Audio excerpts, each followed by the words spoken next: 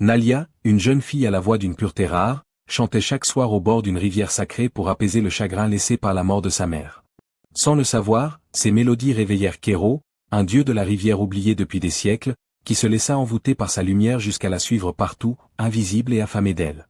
Plus elle chantait, plus il devenait réel, et plus elle s'affaiblissait. Prisonnier d'un amour qu'il ne comprenait pas, incapable de vivre sans sa voix, il la dévorait sans intention, comme une rivière érode une pierre.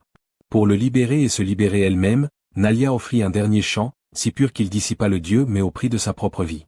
Le village la retrouva morte au matin, tandis que la rivière commença à murmurer son nom chaque nuit. Depuis, deux silhouettes apparaissent parfois dans l'eau, la fille qui chantait, et le dieu qui ne sut jamais aimer sans détruire. Le soleil disparaissait lentement derrière les collines, laissant un dégradé de rouge et d'or se refléter sur l'eau calme. Le village s'apprêtait à entrer dans la nuit. Les femmes rentraient leurs paniers, les enfants couraient une dernière fois dans la poussière, les hommes discutaient autour du feu.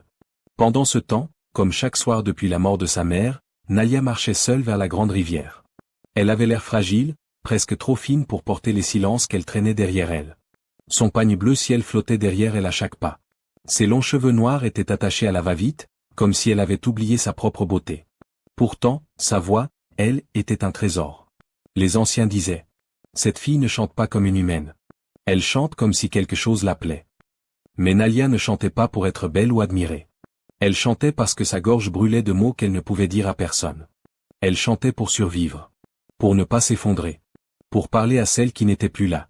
Arrivée au bord de la rivière, elle posait toujours sa main droite sur la même pierre plate, une pierre usée, polie par des années d'eau et de confidence. C'était là que sa mère s'asseyait autrefois pour laver le linge et lui raconter des histoires.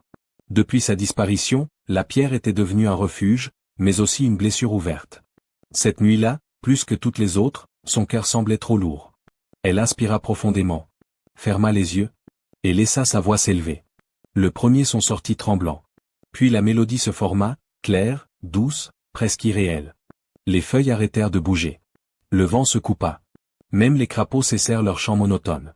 La rivière entière semblait écouter. Sa voix glissait sur l'eau comme un fil de lumière. Elle rebondissait contre les berges, montait dans les arbres, redescendait doucement comme une pluie invisible. C'était un chant de manque. Un chant de douleur tenue. Un chant d'amour perdu. Et au moment où sa voix atteignit sa note la plus pure, quelque chose changea. L'eau, qui habituellement suivait son cours sans jamais dévier, se mit à frémir, comme si une main invisible en traversait la surface. Les ondulations se concentrèrent devant elle. Une lueur bleutée s'éveilla au fond de l'eau. Nalia ouvrit les yeux, perturbée par ce frisson étrange. Elle observa la rivière, mais il n'y avait rien. Ou plutôt, rien qu'elle pouvait comprendre. Sous l'eau,